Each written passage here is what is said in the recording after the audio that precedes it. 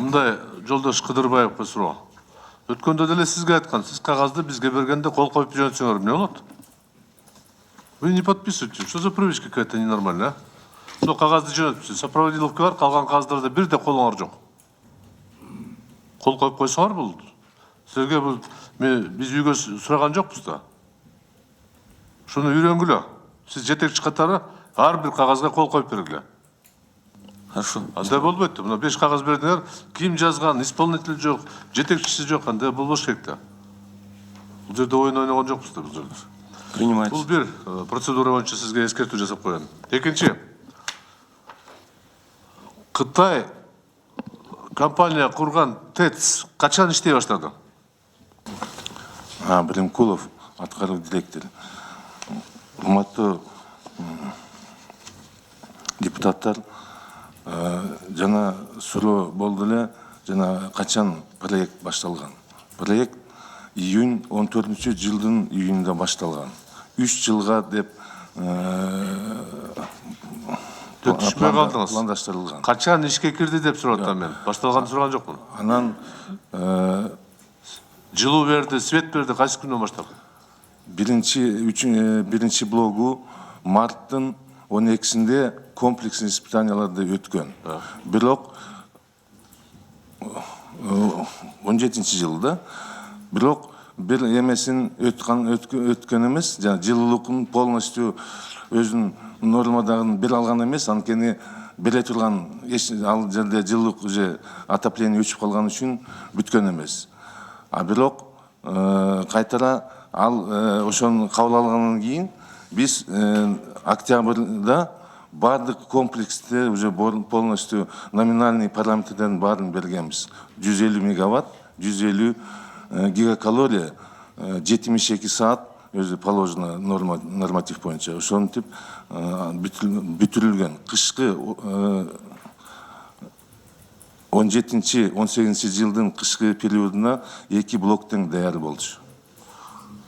Мен кыргызча түшүнбөсөңүз орусча берейин. Когда запущен блок, построенный компанией TBA, в полном объеме стал работать? С какого времени? Государственной комиссии оба блока были сданы 7 июля 2014 года.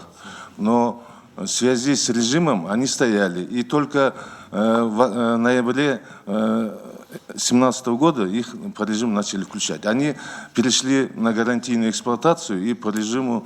То есть в 2014 году вы их приняли? Да. А в 2017-м они заработали, правильно я вас понимаю? Да. Что-то вы ошибаетесь, наверное. Анда айтпаңызшы, ката кетирден соң. Я, наверное, ошибся. В 2017 году мы их приняли. В июле? В июле месяце. И начиная с октября месяца они работают уже полный... А как вы приняли то, что не работало? Почему мы все электрические параметры, по электрическим параметрам и по теплу, выдаче тепла, у нас только по теплу, в связи с тем, что мы не могли выдать все 150 гигакалорий, мы 80% тепла выдавали.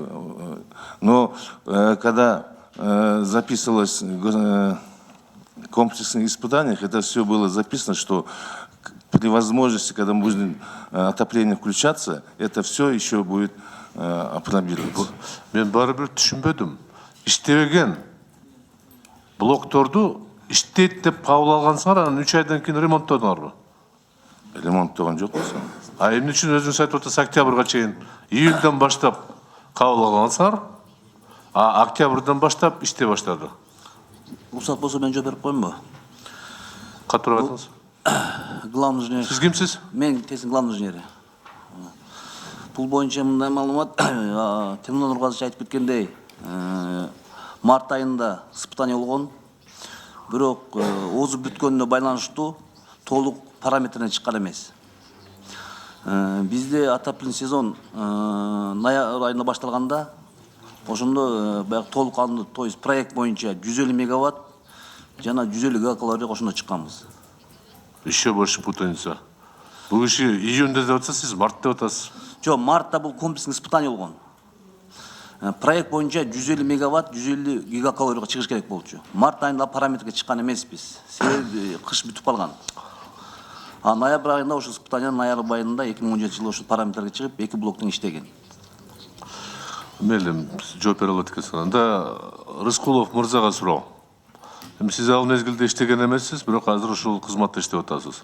Жогорку кеңеште энергетика министри баяндама жасаганда 1 киловаттын баасы $1286 деп айткан. 2-3 жолу кайталаган. Туурабы?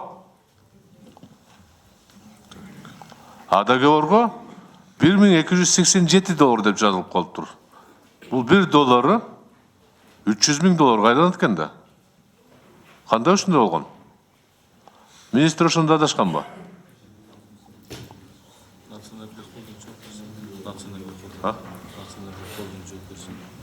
Кто там министр? Ол Нацэнерго холдинг. Билесиңерби?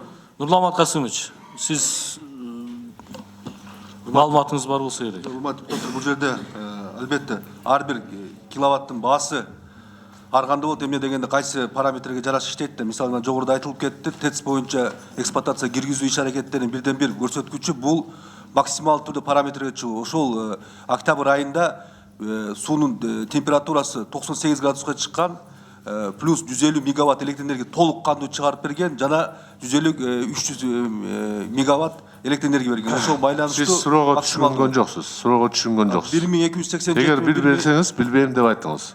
Жогорку кеңеште ушул жерде энергетика министри баяндама жасаганда 1 киловаттын баасы $1286 деп 3-4 жолу кайталады. Аны кайра сурашкан. Бул эми өзүңөрдүн тартибиңер боюнча синде эсептейт экен да, стройка кылганда.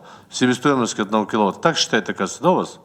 Исходя из этого, умножаем на 300, получается 486 миллионов. Так же, да?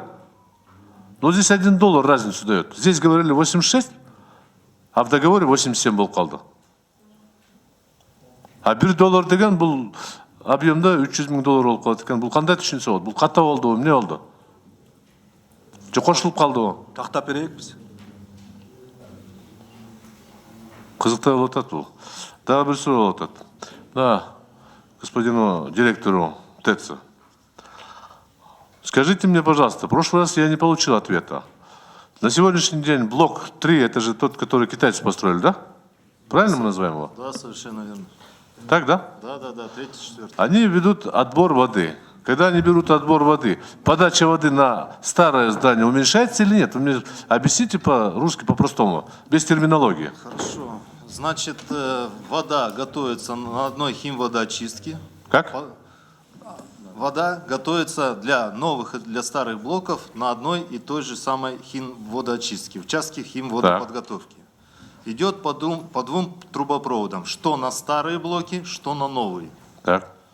Если старый блок при работе отбирает на восполнение своих потерь, я стараюсь просто говорить, в эту воду, то, соответственно, конечно, в бак химобессоленной воды при подаче идет меньше воды, которая идет на старые блоки. Но компенсация той воды, которая идет на новые блоки, возможно включением дополнительного оборудования действующей химводоочистки. Я задам по-другому вопрос. В день аварии, когда у вас проблемы начали с подачей этой воды, насос, как говорится, полетел, в этот день китайский блок проводил отбор воды. Оно могло повлиять на подачу воды на старые котлы? Нет, не могло. Почему? Я вот физику в Только школе изучал. Для меня очень просто. Если одна труба вода идет, два уходят, и оба насосами качают, наверное, уменьшаться должно быть или нет? Я поясню. Значит, отбор на новый блок, который находился в работе, осуществлялся порядка 60 кубометров в час для их восполнения. То есть 60 кубометров никаким образом не могло бы повлиять на аварийную ситуацию. Это вы однозначно, авторитетно заявляете, да? Да. И второй, тогда вам вопрос. Почему через 2 дня включили третий блок? Так, третий блок через 2 дня включили, потому что, это как я присутствовал бы, я решение не принимал на тот момент, я сразу хочу пояснить. Ну, третий блок включили. Почему? Потому что в работе это у нас погасли старый блок погас. И чтобы восполнить, котлы не замерзли, вот, сейчас скажу, 26 числа китайские коллеги слили третий блок, то есть слили с него воду. Для наполнения котла нужно было 240 тонн.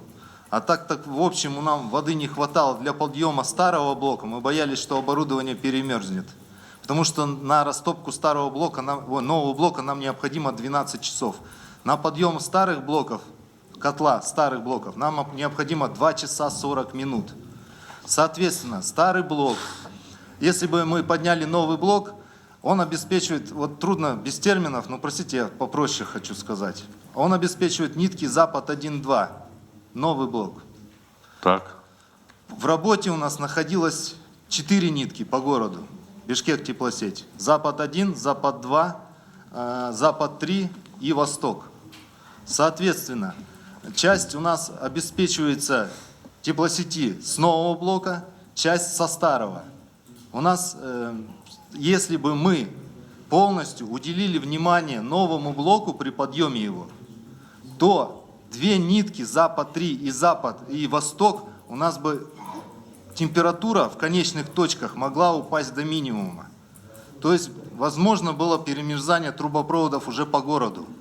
А наши действия, они помогли поддержать температуру на время ликвидации аварии. То есть, температура ниже 40, по-моему, 48 градусов по городу не упала в трубопроводах. Вот смотрите, мы были на ТЭЦ, посетили новый цех, новый блок, вот этот корпус. Сейчас получается, что он самостоятельно работать не может, да? Он в связи со старым корпусом будет работать, по вашей логике. Я просто, да, хочу вот Тепло тоже... он самостоятельно дать не может, так, да? Он может дать самостоятельно тепло, но вы знаете, что модернизация проводилась всего на 30% станций. Как? 30% станций, в общем, по оборудованию было модернизировано, да, вот в процессе модернизации. Так, Старый- уважаемые гости, я понял, я тогда такой же вопрос Госэкотехинспекции. Почему через 2 дня включен был третий блок? На второй день, на третий день.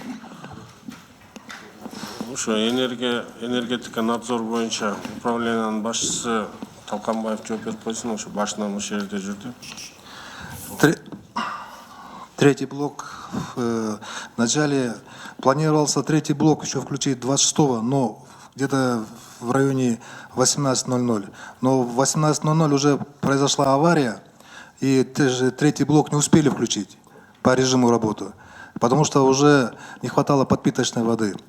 И в связи с этим третий блок включили уже только через 3 дня, и потому что сброс воды был. Вот эти дни старые котлы заполнялись водой, там появлялись свищи, их опять спускали воду в дренаж, опять заполняли, пробовали включить старые котлы. И за это время вот поэтому чуть позже включили. Принималось решение сперва старые котлы включить. Вот слова такие, хорошие слова. Модернизация за указанную сумму кредита означает строительство новой ТЭЦ. Дай бог, после реконструкции еще лет 30-50 будем получать тепло и свет в столице. В конце года будет плюс 300 мегаватт. Новый ТЭЦ будет. Это министр энергетики на сессии говорил. Сейчас вы говорите, что его невозможно запустить, потому что он связан со старыми котлами, там не получается. Тогда зачем мы это строили? Вы мне объясните. Кто может четко сказать, зачем мы строили, если он сам по себе не может хотя бы 2 линии тепла давать? Разрешите я отвечу? Вот вы сейчас пытались объяснить, вы как в другую степь пошли. Нет, я Поясните, не до если конца можете. ответил. Я Да. как раз к этому пробежался, вот к этому, то, что вы сейчас Ну, спрашиваете. издалека начали. Значит, 30% станций было реконструировано, модернизировано. Отбор в гигакалориях ежечасно. Вот в самые морозы у нас Бишкек теплосеть запрашивает порядка 500-550 гигакалорий. По техническому проекту 1, 3, 4 блок, китайские новые блоки, обеспечивают одновременно 300 мегаватт и 300 гигакалорий. Соответственно, 250 гигакалорий нам необходимо добирать на старой станции. Так. Ну, в принципе, вот этим все сказано, что в любом случае мы добирать должны на старой станции, пока она не будет модернизирована. Ну, тепло-то по всему, не по веткам, по всему городу остановилось. Вот в чем проблема. Ладно, я понимаю, если бы две, как вы говорите, Запад-1, Запад-2, там тепло было бы, я тогда понял, молодцы, хорошо, что мы построили этот объект. А смысл в чем объекта получается? Он же не перекрыл, даже линии не перекрыл, потому что вы правильно говорите, все там взаимосвязано, правильно? Да. Одно с другим. Одно самостоятельно работать не может. Я правильно вас понял? Ну, ТЭЦ рассчитывается на город все-таки. Да. Но через те же трубы, через те же разводы и так далее, правильно? Ну, да. Соответственно, если это замерзнет, это останавливается. Тогда зачем мы строили? Нам нужно дальше продолжать. Теперь реконструкцию. последний вопрос по дополнительным соглашениям. Насколько я помню, я тогда помню, работал в государственных учреждениях руководителем, 20 миллионов 300 тысяч долларов на грантовой основе компания за счет собственных средств должна была нам оказать определенные виды работ. Правильно, господин Кадырбай? Совершенно верно. Это ТО Каракаче, 2 школы, 2 трансформатора. Автокран был, он почему-то исчез в договоре. Я помню, что об автокране речь шла. Поэтому это соглашение выполнено дополнительное?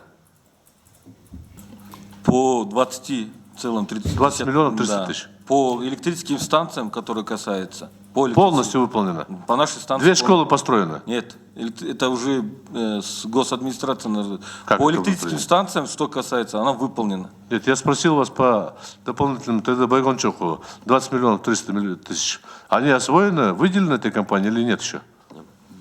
Данная сумма была выделена непосредственно компании тебе электрическим станциям, не Министерству финансов. Нет, да? У нас нет информации. Это электрические А у станции. кого есть информация?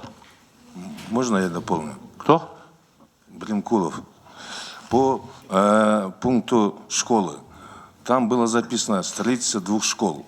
Но вышло постановление правительства, что под номером, в 2014 году, под номером 502-Р, что на средства ТИБЕЙ построить опытно-экспериментальную школу в жилмассиве Халыс-Ордо. И после этого этим занималось управление капстроительством мэрии. Они заключали трехсторонний договор между ТИБЕЙ. Сақал, құрып бітті, жебі құрып біткен жоқ по. Мұнда қысқа айтсаңыз, ошол міндетін атқарды, атқарбады о. Построили или нет школы? Атқарылды, ал мектеп 17 жыл 1 сентябрда бүтті. 2 мектеп пе же 1 мектеп? Bir мектеп. А екіншісі ше? Берде распоряжение правительства жазып тұрады. Ошо 2 миллионға 1 мектеп құрылсын. Жоқ, эми келишимде 2 мектеп деп атпайбы? Келишимде 2 мектеп. Келишимде эмне токтом менен өкмөт өзгөртүп койду. Распоряжение правительства да ошо Распоряжение менен келишимди өзгөртө алабы? 2 миллионға 1 мектеп құрылсын деп эметилген. Жазылған. У меня вопросов нету.